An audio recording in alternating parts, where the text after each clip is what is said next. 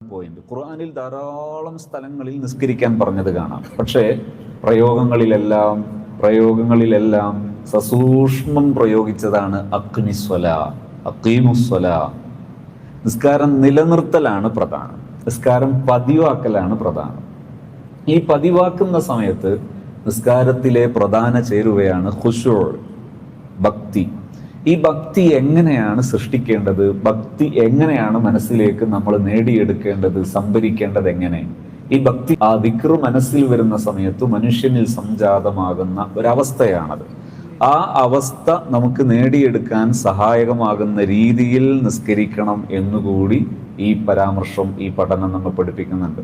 അപ്പോൾ ഒന്ന്, നിസ്കാരത്തിലെ ഭയഭക്തി. ഭക്തിയോടെ നിസ്കരിക്കുന്നതിനെ കർമ്മശാസ്ത്രത്തിന്റെ പിൻബലത്തോടു കൂടെ മനസ്സിലാക്കുകയാണെങ്കിൽ അതൊരു പക്ഷേ സുന്നത്താണെന്ന് പറഞ്ഞേക്കാം. പക്ഷേ ഇവിടെ ഈ സുന്നത്ത് എന്നത് നിസ്കാരത്തിൽ ഉപേക്ഷിക്കാവതല്ല. ഒരു കാരണവശാലും മാറ്റി നിർത്താൻ കഴിയാതെ നമ്മുടെ നിസ്കാരത്തോട് ചേർന്ന് വരണം ഭക്തി. അതിനെന്താ വേണ്ടത്? പ്രാക്ടീസിങ് ആണ് വേണ്ടത്. പ്രാക്ടീസിങ് എങ്ങനെയാണ് ചെയ്യേണ്ടത്?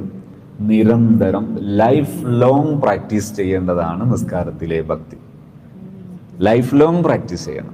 ലൈഫ് ലോങ് പ്രാക്ടീസ് ചെയ്യുന്ന സമയത്ത് ഭക്തിക്ക് വേണ്ടി പല ആംഗിളിലൂടെ നമുക്ക് നോക്കിക്കാണാവുന്ന ഒരു വിഷയം കൂടിയാണ്. അത് മനസ്സിലാക്കിയിട്ടാണ് ഭക്തിയെക്കുറിച്ച് ചർച്ച ചെയ്യേണ്ടതും ഭക്തിക്ക് വേണ്ടി പ്രാക്ടീസ് ചെയ്യേണ്ടതും ഒക്കെ അങ്ങനെയാണ്. ഒന്നാമത്തത് ബോധ്യമാണ്. അഥവാ നമ്മൾ പള്ളിയിൽ കിടന്നാണ് പലപ്പോഴും നിസ്കരിക്കുന്നത്. നിസ്കാരത്തെക്കുറിച്ച് പറയുമ്പോൾ നിസ്കാരത്തിന്റെ മാർഗനിർദ്ദേശങ്ങളിൽ പ്രധാനപ്പെട്ട ഒന്നാണ്, ഒരു നാട്ടിൽ ഒരു 40 പുരുഷന്മാരുണ്ടെങ്കിൽ അവിടെ പബ്ലിക്കായി ഒരു ജമാഅത്ത് നടക്കണം. പബ്ലിക്കായിട്ടൊരു ജമാഅത്ത് നടക്കണം. നിസ്കാരത്തിന്റെ ഒരു ആംഗിളാണത്. അഥവാ സോഷ്യലി ഈ നിസ്കാരം എങ്ങനെ ഒരു ക്രിയാത്മകമാകുന്നു എന്ന് പഠിപ്പിക്കുന്ന ഒരു ഭാഗമാണത്. വിശദമായി ഞാൻ ഇന്ന് ആ ഭാഗത്തേക്ക് കടക്കുന്നില്ല.